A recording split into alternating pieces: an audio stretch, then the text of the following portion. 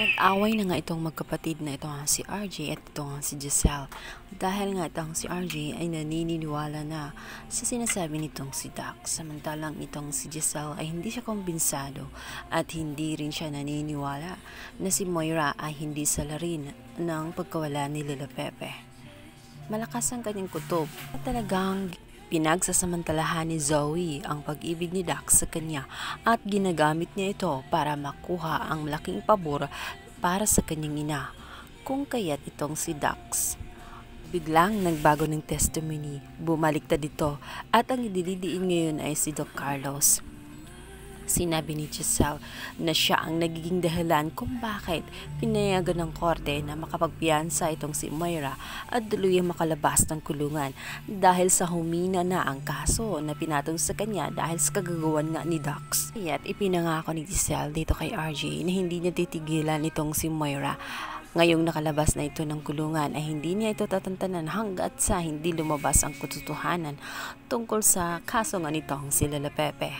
Sa kabilang banda, nagkaroon ng agam-agam itong si RJ dahil na rin sa sinasabi ni Dax na si Carlos ang salarin sa naturang krimen tungkol kay Lila Pepe, ay sinabi nito na maaaring ngang si Carlos at si Moira ay magkasabuat kung kaya't may naipapakita nga siya na video na kasama si Carlos sa naturang krimen. Ang namumuong teorya sa isip nitong si RJ dahil na rin sa pinakitang video nitong si Dax. Dito nga ay magkatugma at talagang may katotohanan ang kanyang mga pinagsasabi na pangangalamang itong si Annalyn na tela ba isang inosenteng walang kamalay-malay sa mundo na hindi man lang magkaroon ng initiative o magduda. Malapit na nga nilang matutuklasan ang katotohanan dahil na rin sa mga sinasabi nitong si Dax. Nagkaroon sila ng clue na maaaring itong si Doc Carlos at si Moira ay magkasabuat. Samantala, ito namang sina Chang Susan at Josa ay dinala nga itong si Lynette. Dito nga'y sinabi ni Chang Susan na talagang nangihinayang siya dahil hindi talaga sila binigyan ng pagkakataon. Ngayong malaya na nga itong si RJ, ito namang si Lynette ay walang malay. Sabi niya, sayang na sayang talaga ang pagkakataon kung saan pwede na sana nilang ituloy ang kanilang pagmamahalan. Ngunit ito namang si Lynette ay walang pa rin at sa ulirat. Kaya't ito ngang si Josa ay pilit nga nagigisingin itong si Lynette. At itong si Chang Susan ay susubukan din nagigisingin. Subalit wala talaga silang magagawa dahil para pa rin silang nagsasalita sa hangin.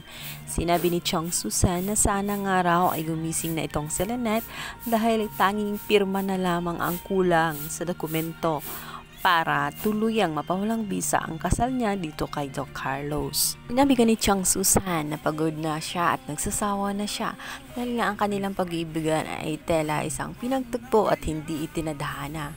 Gusto na niya na hindi ganoon ang mangyayari at talagang matuloy na. Sa kabilang banda, sinabi rin niya na sana daw ay huwag siyang matulad.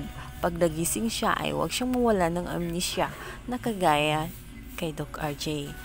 Simangot naman itong si Josa na hindi naman siguro magkakaganon itong si Lynette. Kaya wag kumanong mag-isip itong si Chang Susan ng kung ano-ano. Subalit, nangamba rin itong si Chang Susan. Sinabi nito na hindi naman natin masisigurado.